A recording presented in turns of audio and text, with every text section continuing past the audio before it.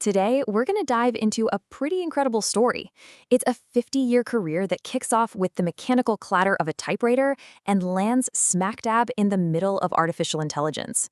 This is the professional journey of Carol McLaughlin, a story all about purpose, passion, and some serious adaptation. So this is where she is today. You're looking at Coach Carol, a real pioneer who's integrating AI into the world of family history. I mean, she's helping people all over the world tell their family stories in ways we couldn't even dream of just a few years back. It's a wild evolution, for sure. But how in the world did she get from typewriters to AI? That's the real question, right? Well, to really get it, you gotta go back, way back, over 50 years ago, actually. And believe it or not, the whole thing starts with just one piece of paper. Okay, so let's set the scene. The year is 1966. This document you're seeing, this is the foundational moment. This is the starting gun for her entire professional life. Everything that comes later, it all starts right here.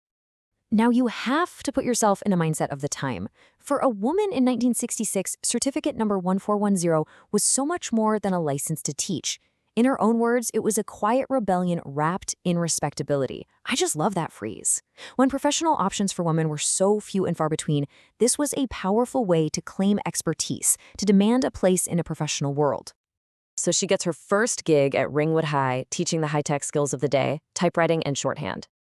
And it's here that something really important happens. She meets her mentor, Pamela, who showed her that teaching wasn't just a job, it was a craft, a precise, deeply human craft that required real care.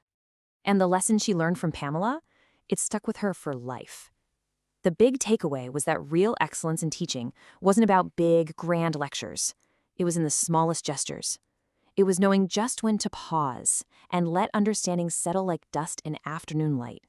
What a beautiful way to put that. That reverence for the art of learning became a huge part of her professional DNA. But here's the thing. Her career path was anything but a straight line. In fact, if you look at the really big game-changing moments, they weren't promotions. They were interruptions. These huge, unexpected breaks that basically forced her to reinvent herself. Her career was really defined by two of these major breaks. The first was motherhood in 1969. The norm back then was that you were expected to resign, so that forced a 6-year professional pause. The second came in 1990, when education reforms made her job redundant. Now, either one of those could have been the end of the story, right? But for Carol, they were launch pads. And you can see it laid out really clearly here on the timeline. She gets her certificate in 66. Just 3 years later, boom, first interruption. Then she comes back in 75, has this really solid 15-year run, and then wham, the second interruption hits in 1990. It really helps you visualize those major pivots. Now, during that second chapter of her teaching career, her innovative spirit really started to shine. When the school got its first computers, and of course they stuck them in a basement lab, she dove right in. She became their biggest advocate, so much so that she earned the nickname Dungeon Master of the Computer Lab. It just shows. Right from the start, she was never afraid of new tech. And all these experiences led her to this really powerful core philosophy. She calls it the dangerous gift of interruption. The whole idea is that these huge, seismic shifts in your life, yeah, they're challenging, they're dangerous, but they're also a gift because they force you to stop, reassess, and build something new from the ground up. Okay, so while all this is going on with her teaching career, there's a whole other story unfolding in the background. A parallel passion was growing, one for family history, for genealogy, and for the power of stories. And this passion, it was forged in the heat of war. This calling was really sparked by an incredible story from her own family. It's about the birth of her twin brothers, Michael and Brian, on September 15th, 1940, right in the middle of the Battle of Britain. You just can't make this stuff up. So try to picture this. Her dad is racing her mom, Winnie, who is very, very pregnant, to the hospital in a taxi during an active air raid. His memory of it was so visceral, he recalled hearing the rapid-fire shots from the Messerschmitt sniper overhead. Just absolute chaos. And right in the middle of all this madness, as her labor began, her mother, Winnie, who sounds like a total force of nature, just shouted over the noise of the attack, "I will not give birth here in this hellhole." And that single moment of defiance, well, it changed everything. Her father got them to safety in a nearby village, where local women actually helped deliver the twins. I mean, what a story. And hearing this tale of survival and sheer will, it completely cemented Carol's purpose. She realized she was the last of the line to record our stories. It was her job to be the keeper of these vital histories.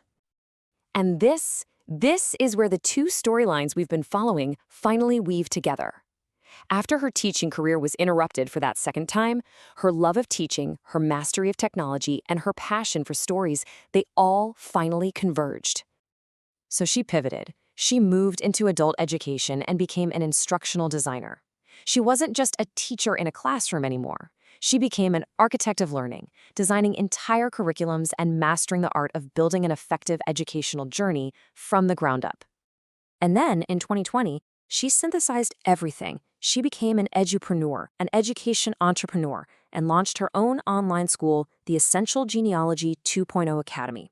Drawing on all those design skills, she's built over 30 courses, creating a complete pathway for aspiring family historians.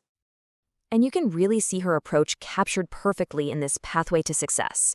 This isn't just a random collection of classes. It's a meticulously designed journey, a curriculum built by a true architect of learning to turn any novice into a skilled ancestral storyteller. And on top of all that, she's a prolific author, writing everything from instructional guides to family histories. She's even pushing the creative boundaries of her field. I mean, take a look at the Quantum Ancestry project. It's a futuristic mystery novel that she actually co-created with an AI. How cool is that? So you see, her embrace of AI is the natural culmination of this entire journey. She uses ChatGPT as a genealogy assistant. She builds AI tools directly into her courses. She's helping students transform that dry research data into compelling stories. She is truly pioneering what human-AI collaboration can look like in this field. All of this work, from typewriting to AI, is really driven by a simple, powerful idea, captured perfectly in this quote by Jeremy Hardy. The real fascination lies in the gap between the things we think we know about our families and the realities. Carol's entire life's work is about helping people navigate that gap. You know, Carol McCulloch's story is such a great reminder that a career isn't a straight line. It's a series of chapters, often punctuated by those unexpected interruptions. And that really leaves us with a fascinating question to consider for ourselves. When those interruptions come, what will we choose to build in the space they create?